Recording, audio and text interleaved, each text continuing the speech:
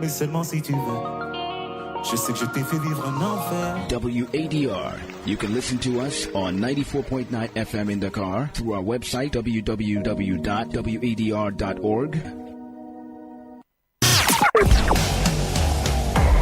Attention, ladies and gentlemen. It's time to embrace a youthful mindset and envision your future. Take the lead is in your walls. Take the lead is in your walls. This platform serves as a space for engagement designed to equip young people to become effective leaders. They are actively contributing, creatively engaged, and determined in various fields. And now, this is Take the Lead.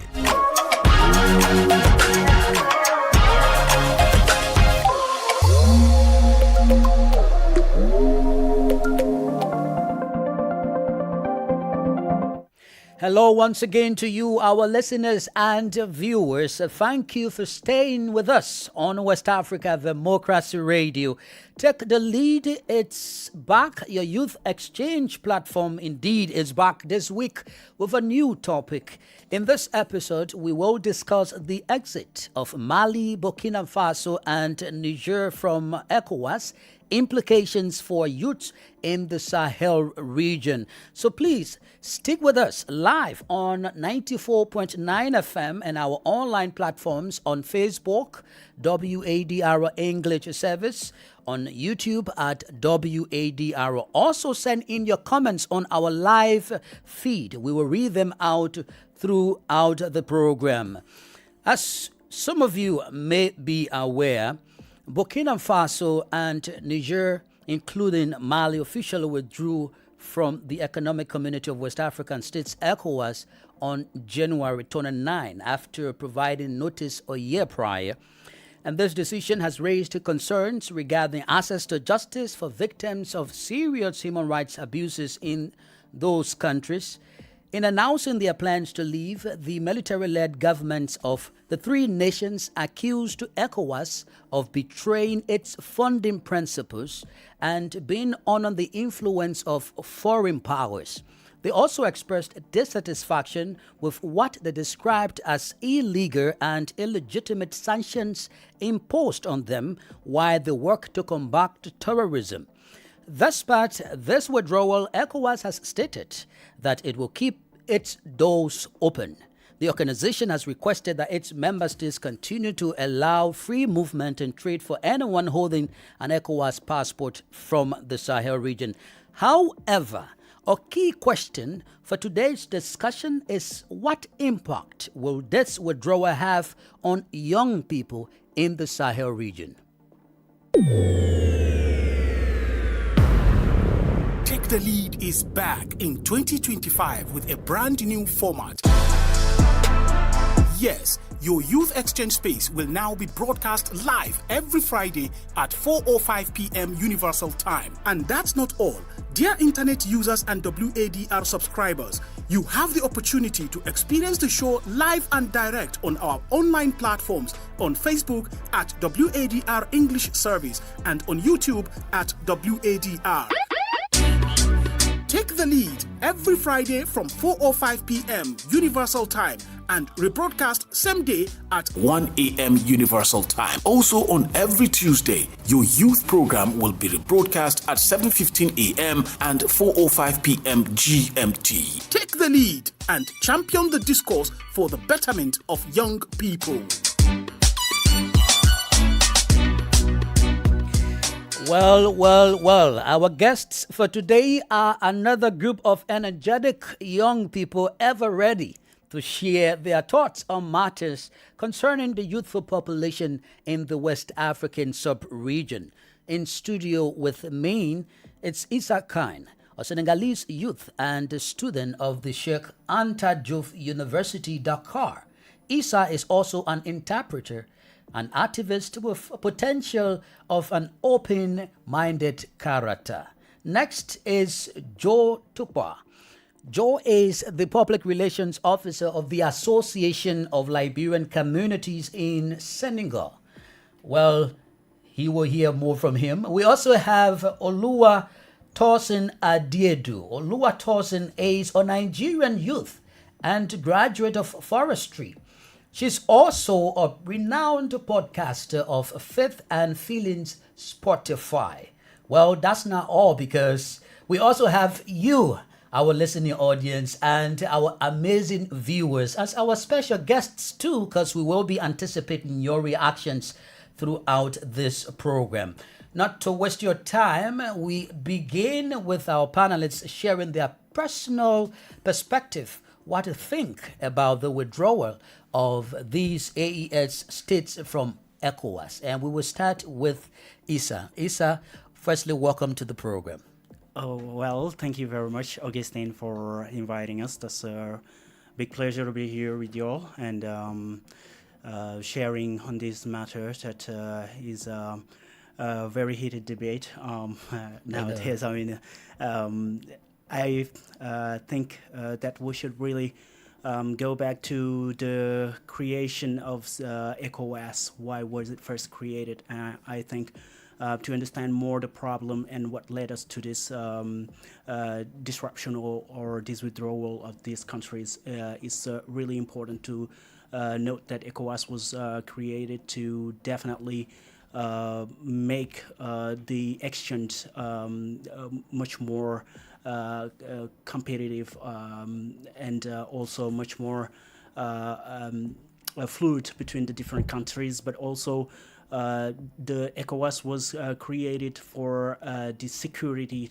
reinforcement in the different countries that are doing that cooperation.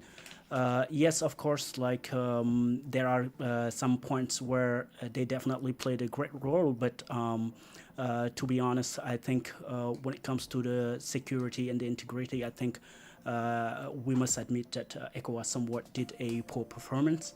That's the reason why I think we have this withdrawal right now, because the causes, were clear, or the reasons why the countries have just left this ECOWAS system was clear. And you've already mentioned it, is just because they do not feel that there is really that consideration of the matters that are happening in their territories anyway by the ECOWAS.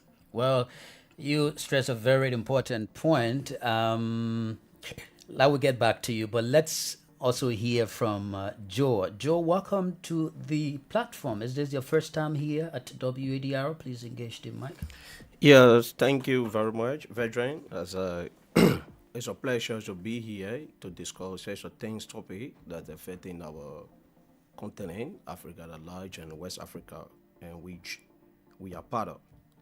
Well, as the previously said, the main goal of ECOWAS should promote economic cooperation among member states in order to raise living standards and promote economic development. Why should a country withdraw from such of people or organization? Maybe there should be certain disenchantment, or maybe disagreement, or the ECOWAS have been doing less to meet that demand and what have you. Okay.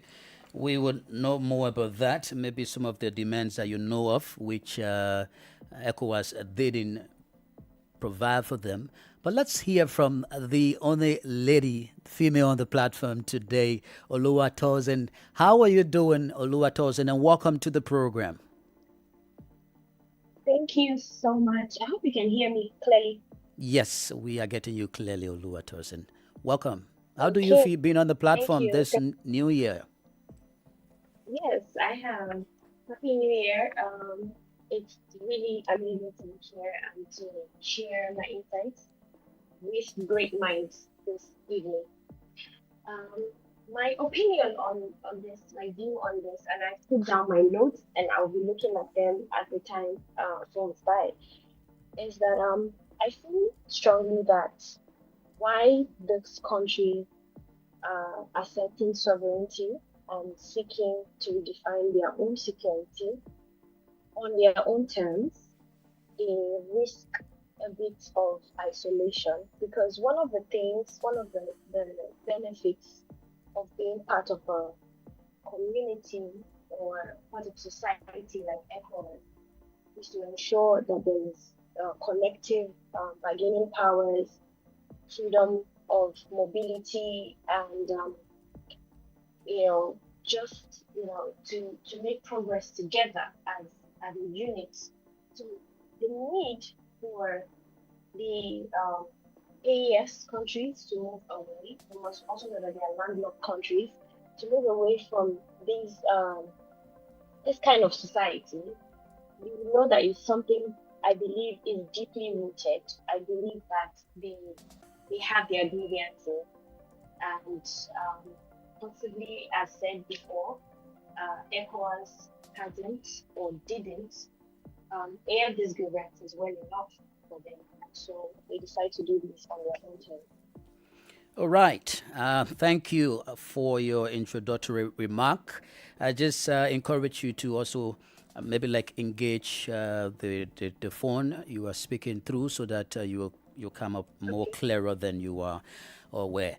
Now, Issa, you emphasized security, in your introduction. Tell us more in terms of what? Because these AES member countries are known for battling terrorism, which is stated they are being threatened by terrorists. And this has been one of their grounds, which, according to you, the ECOWAS didn't provide protection for them. But would you mind detailing, given the essence of other countries that are also faced with, threats of terrorism, and not only those countries in the Sahel? Yes, definitely. Like I told you before, is something misses. Like there is something very important that has been mentioned in the core objectives of the ECOWAS organization that has not been definitely defended. So when you look at ECOWAS, lately it's been more a political organization rather than an organization that is really taking in charge of the matters that are really hindering African populations to grow or to go towards development. That's some of the reasons. But also, when I talk about security is like you said, those people were facing terrorism, of course, but we do not see definitely ECOWAS engaging like they should to face or to help those countries face this terrorism as they should. I think there would have been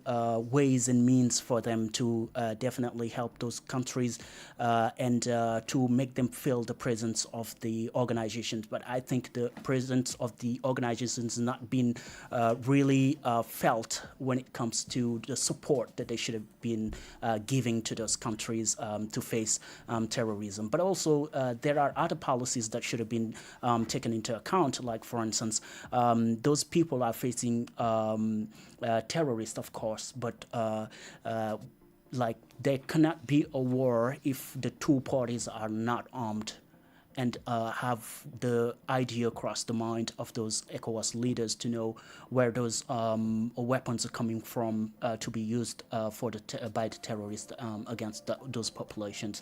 These are really critical questions that sort of been addressed by ECOWAS, I think, and the lack of support too really made those countries feel like left out, as if they could not be counting on those that organization to be really facing those security problems and the integrity of their territory. Just quickly before I leave you to go to Joe, in terms of ECOWAS involvement, to what extent did you want the ECOWAS to intervene, say, having an ECOWAS force to go and battle the terrorists on behalf of the three countries, or in what form and manner? Yeah, definitely. The manners could be like different. Like I said, supporting in empowering the armed forces of the countries which are facing the terrorism is one. Like support can be financial. It can be also ground forces that can be sent to help them face those enemies. Also, these could be or could have been like supports that really are in the table. Even so, like even though like they did something, that is not something that is not being felt definitely by those countries. Like the help is not that powerful for the countries to feel that. Okay.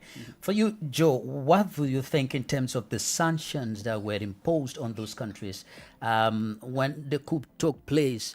ECOWAS sanctioned those countries, and they took that at heart.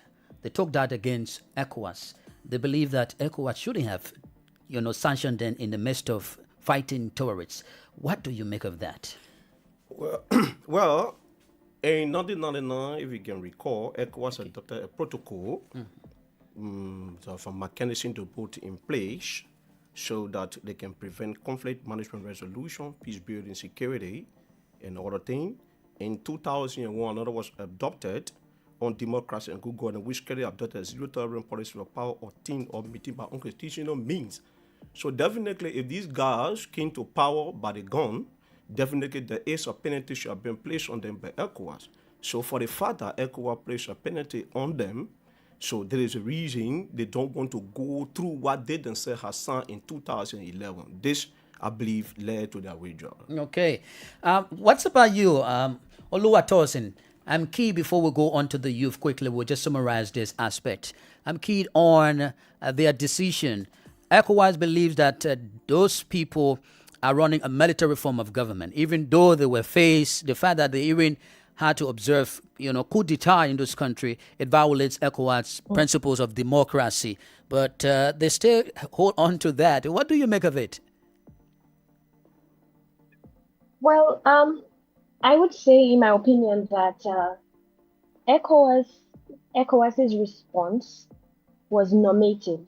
It was expected, especially after the coup. However, these sanctions primarily hurt civilians. It hurts the young ones, and it limited trade, and it put a lot of financial restraints on the ordinary people. And I feel like this impacted livelihoods and the ordinary citizens. So in my opinion, I didn't feel like, as a recipient, not as the body, not as the head of it, as a recipient, the countries were treated fairly, right? I felt like it's like when you say when two elephants fight, the grass, feels the heat, and that is my strong opinion on the matter. I really wish that it was treated a bit differently. Yeah. All right. You want to come in? I see you. Yes, definitely. I think he's been talking about a violation of laws of ECOWAS about democracy, but I think that it's not something new in Africa. Like when the ECOWAS is empowering a leader that is in place, which is trying to stay forever on power, and I think there is the problem. Like we cannot definitely talk about democratic principles, for example, when we have some leaders modifying the constitutions for staying forever on power. This is something that ECOWAS should have taken measures on, but I think they did not act on it. And you see what it led. To what extent? These are sovereign nations too. They run their own space of government. Definitely, but let me remind you what. Like in most of the countries where you have the coup, mostly the population has been claiming for that, even though afterwards they've been hurt by the crisis that has been going on.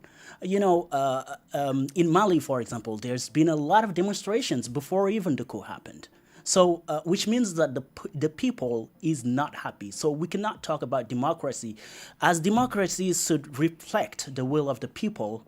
And there you see clearly the will of the people is to get rid of the leader. So I definitely think that ECOWAS should, first thing first, take some type of measures on those presidents or those people who are modifying the constitutions just for their own good. Do you support the sanctions that were imposed on them? No. The sanctions, I think, is adding oil to the fire. Okay. Joe, do you support the sanctions that were imposed on those countries? Yes, I support the sanctions 100%. Why? Reason being that there was a treaty signed, there was something you agreed upon.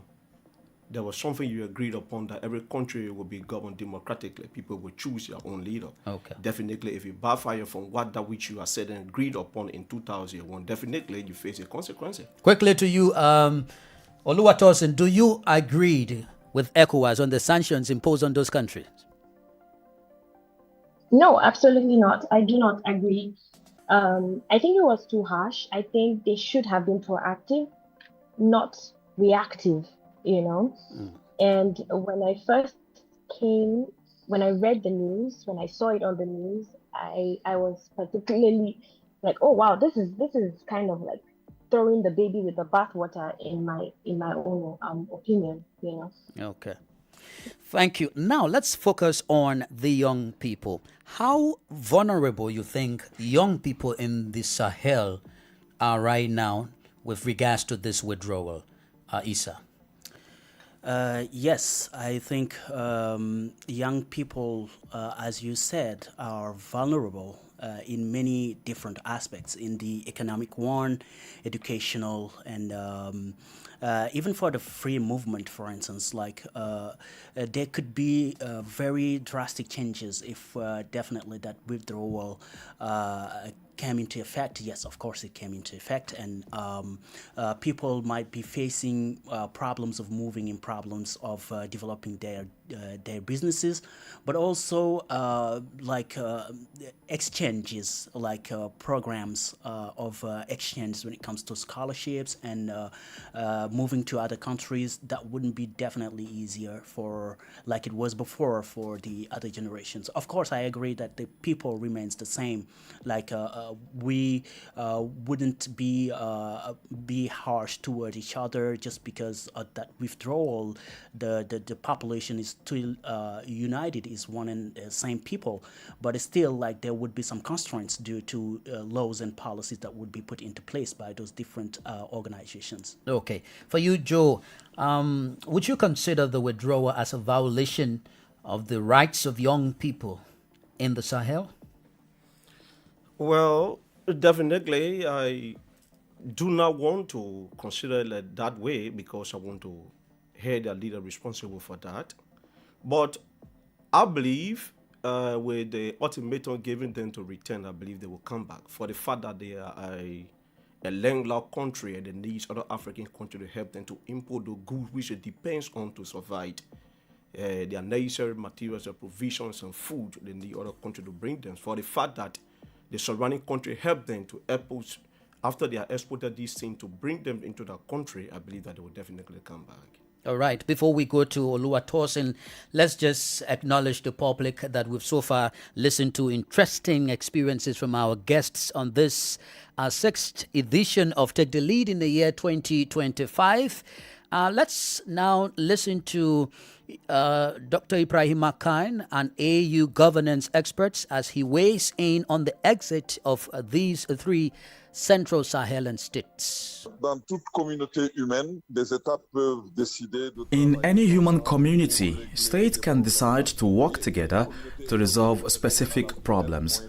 The African Economic and Regional Communities were designed with this in mind, and sometimes within the regional economic communities, there are strategies or there are rules that can allow a group of countries within a community to agree on a certain number of rules. And so, this can be done in all communities. Now, in the specific case of the AES that concerns us now, it is that these three countries have decided to leave the ECOWAS and at the same time to organize themselves to regulate the rules of free movement of people between the three countries. This is quite normal. The authorities of ECOWAS member countries reassured that the ECOWAS passport continues to be valid until it expires. Isn't this a paradox since the three countries are no longer members of ECOWAS? Not quite, because one of the issues of this separation is the future of the free movement that has been established by ECOWAS since 1978. And in this case, the nationals of these countries still need to have fears, because if you take the case of Mali and Niger, a good part of the Malian and Nigerian diaspora is in Nigeria. You also have a good part of the Burkinabe diaspora who is in Ghana. And these countries are not member countries of the UEMOA, which has rules that allow free movement between their nationals and the nationals of the 5 other members of the UEMOA. But for the rest of ECOWAS countries, this is not the case. Even before discussions were initiated with ECOWAS, they were quick to tell ECOWAS members, don't worry. For us, Despite our exit, the rules of free movement continue to apply. This is a good thing. First, because at least they see that beyond the separation, there are strong ties that unite the peoples of this region, and that this separation must not contribute to disuniting them. That is a good thing. Idea risks regarding the movement of people and goods? Well, within ECOWAS, you know that there are several entities. All UEMOA member countries are ECOWAS member countries, and within UEMOA, there is the principle of free movement of people and goods. It is first and foremost an economic union before being a political union, and so the free movement of people and goods already exists. So as far as these three countries are concerned, as long as they circulate within the UEMOA, there will be no problem. But questions will start to arise when they now decide to circulate in countries like Liberia, Sierra Leone, Ghana or Nigeria. For example, take the case of Niger. The bulk of Niger's economic activity is with Nigeria. But there, we have to wait and see how the separation will be done, and on the basis of these elements of separation appreciated. But now, beyond the 6 months, everything will depend on the rules concerning the official exit of that country from ECOWAS. And since we do not yet know what those rules are, we cannot speculate on this particular point.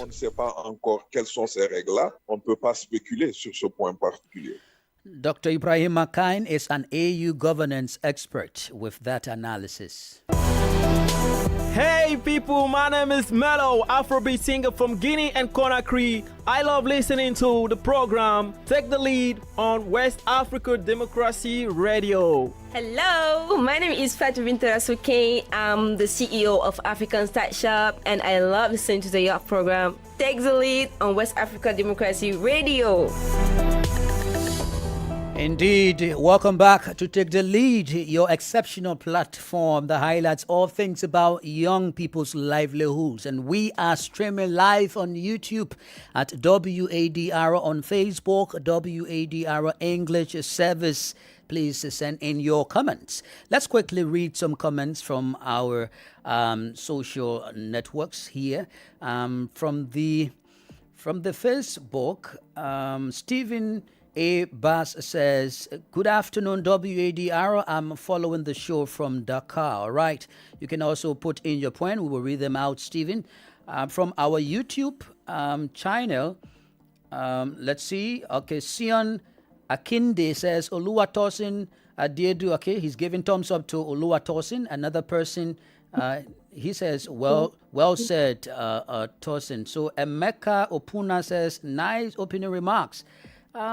This person wrote something very long here. Let me see if I can get that person statement coming through. It says, it will be difficult for ECOWAS to modify the constitution because the members of this constitution review committee are dependent on the major stakeholders of ECOWAS. Wow, that's an interesting one coming there from Afolabi Ezekiel. Thank you, Afolabi. Thank you. That's what we want you guys doing on the live feed.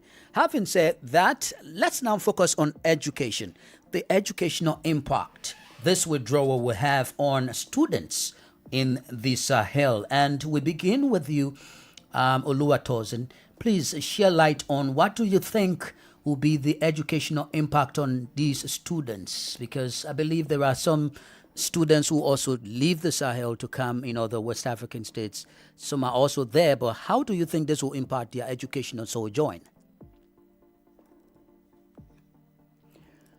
Thank you so much, Augustine, for that question. I believe that this withdrawal may reduce the access to regional educational programs.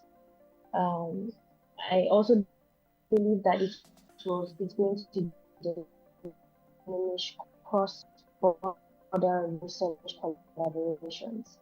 Like previously said, that a lot here in Nigeria, and we see them, we collaborate with them a lot.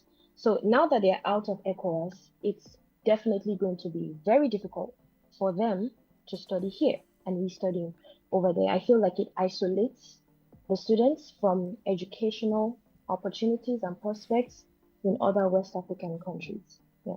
But in terms of the students exchange program, maybe between Mali, between Burkina Faso and Niger, how do you think that this process is possible? What's the possibility that students within the region from those three countries can also access better education through students exchange program in those countries?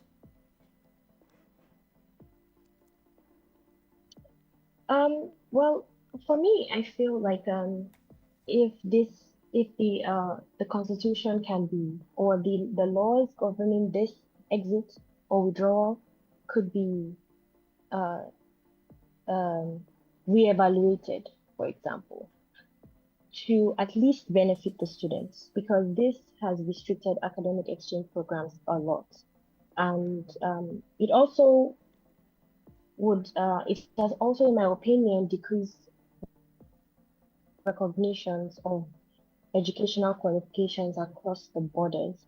So for me, I would say a review of the constitution in at least streamlined to exchange programs and schooling and universities for students. Yeah.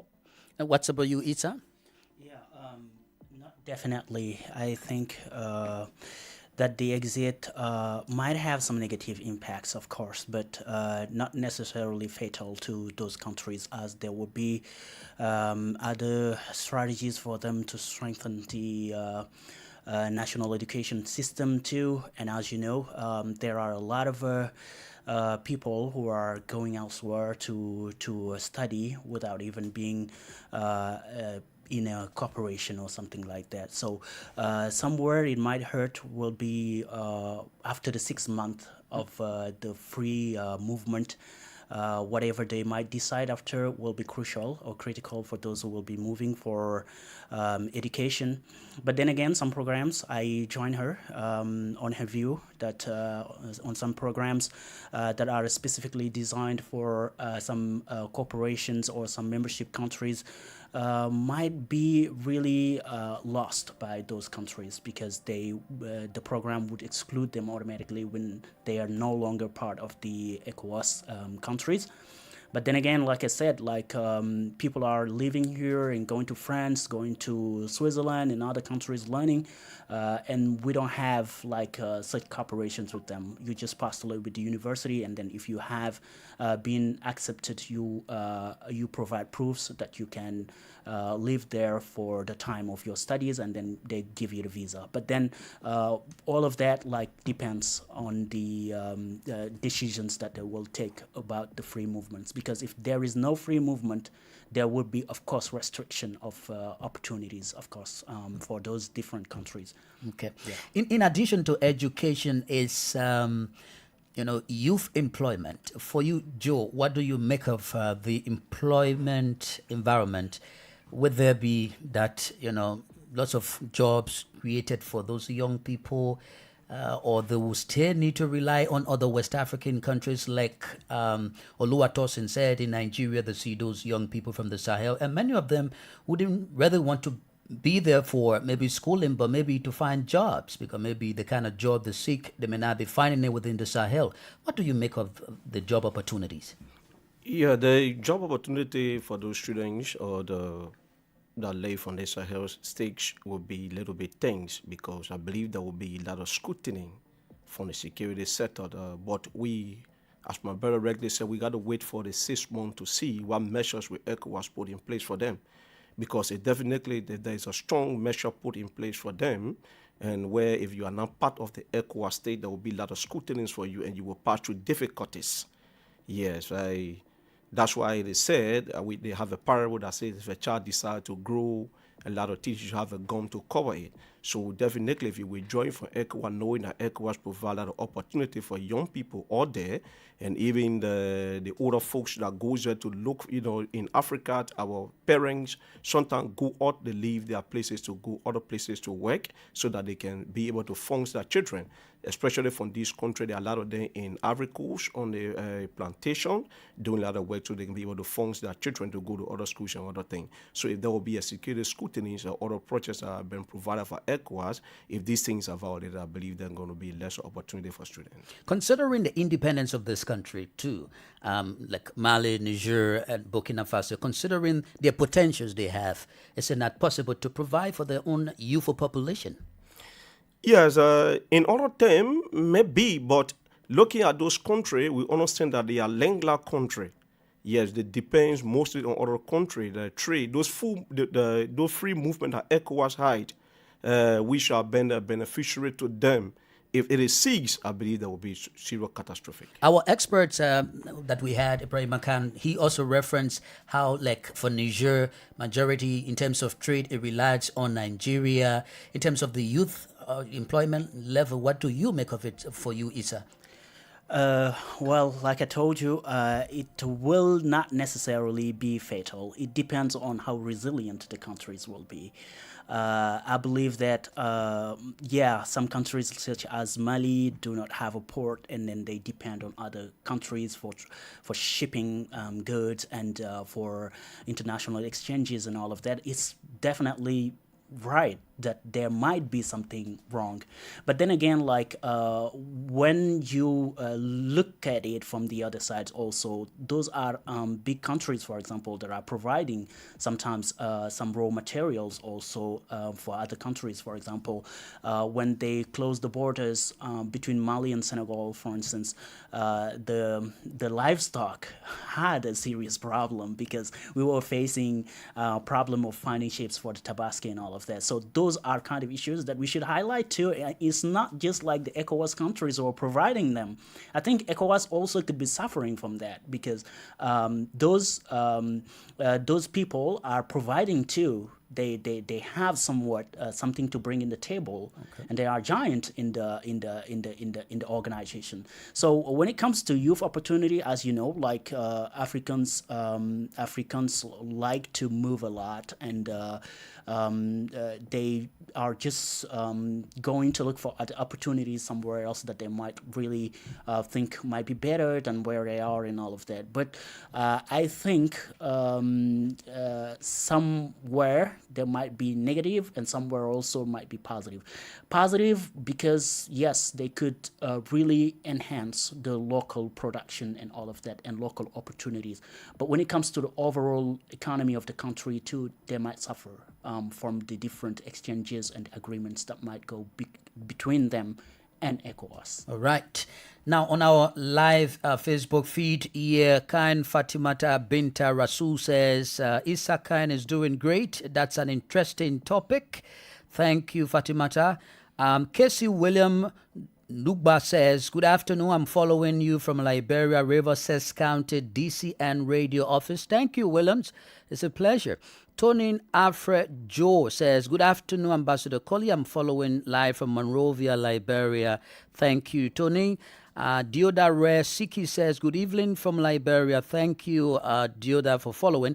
Sani Mumuni Seibu says, indeed, interesting discussion. Thank you, Sani. Now, let's come to you, as we wrap up, let's come to you, Oluwatosin. What message do you think this withdrawal sent out to the future generation of the Sahel region?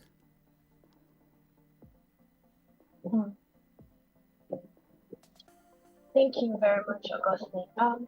Looking futuristically, I believe that the young people now that have seen this move that I would say is novel and kind of very innovative. I think difficult. Yes, and, you're coming in. You're coming in blur. Maybe you can shift a bit again, so we'll get you quickly as we wrap up. Okay, am I better now? Yes, better now. Okay.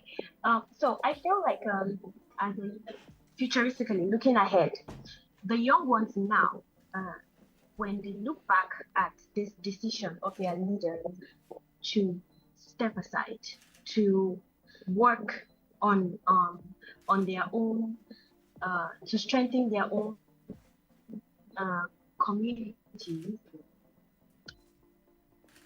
Hello, can you hear me? Yes, we are. Yeah, we are hearing Hello? you. We are hearing you. We are hearing you. Please. Okay. Oluwatosin, perhaps we can. Okay. All right. Yes. I can hear you now. Yes, just wrap it up quickly. I can hear you now. All right. So for me, I believe that for the young ones now, when they look back at such a time as this, they should have, especially, let's say, after the 6 months, we see that there's a success in this withdrawal for this country, even though they have a lot of challenges right now. Looking back, should it be successful, we'll have a sense of duty to their countries, to always speak whenever there's something that doesn't sit right with them.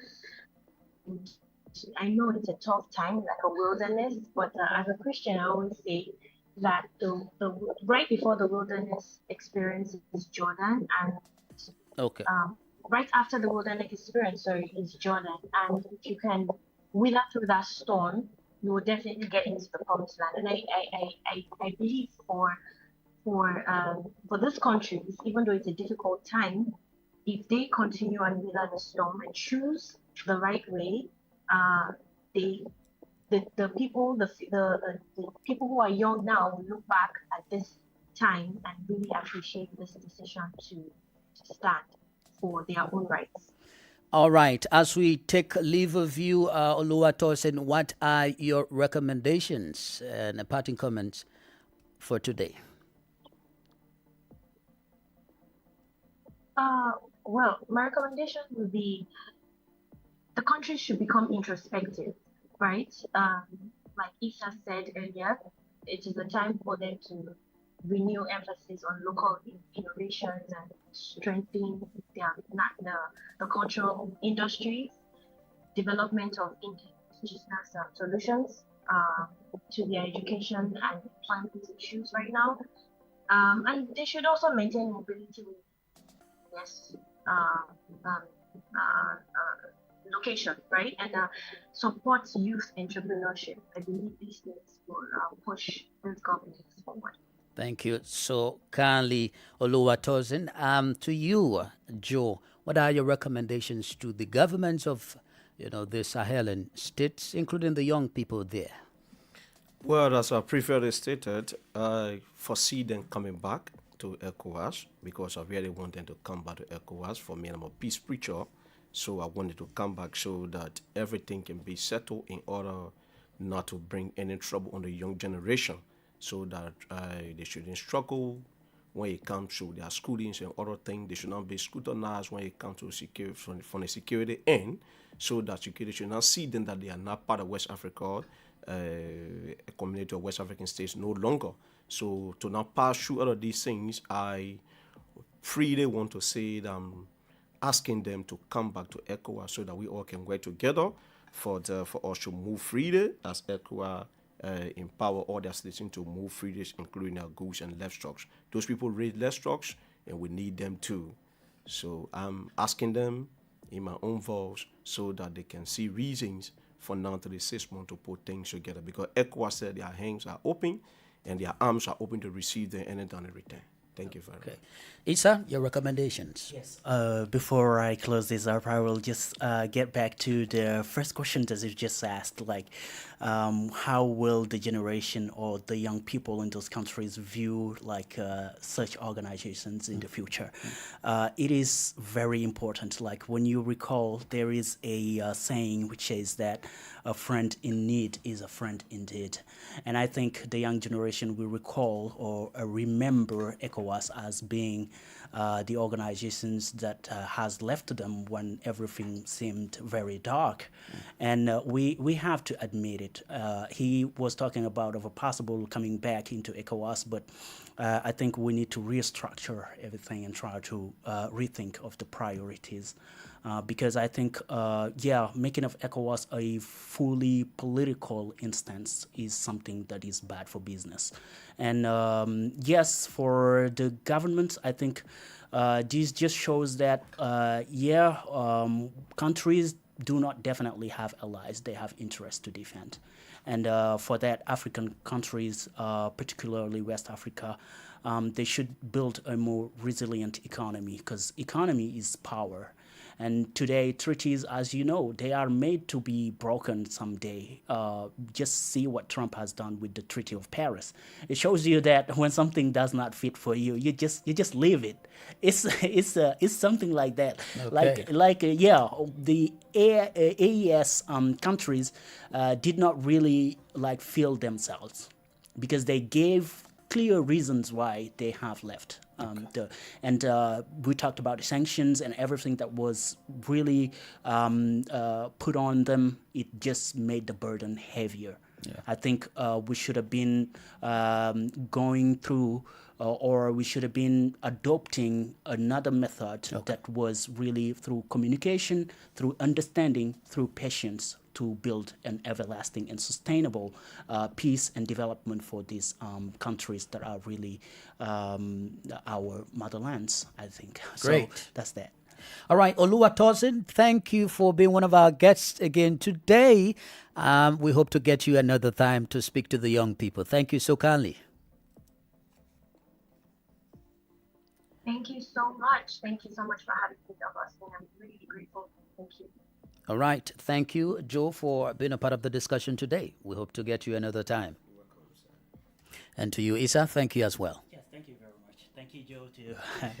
I've seen his position is about getting those countries back, but we need to really make sure that we restructure everything, because it's not like it's just these different rules that apply, but not really for everyone, I think. Thank you. Thank you, guys. And I believe if they come, definitely they're going to bring that strategies so that we all can work together. To make the region a better one. Thank you, guys. Exactly. Well, listeners and viewers, this is where we conclude this 6th edition of Take the Lead here on West Africa Democracy Radio, broadcasting on 94.9 FM, on YouTube at WADR, and Facebook, WADR English Service. Sincere gratitude to you. And please join us next Friday for another live episode of this program. Remember to take the lead in shaping the discourse for the betterment of young people in Africa.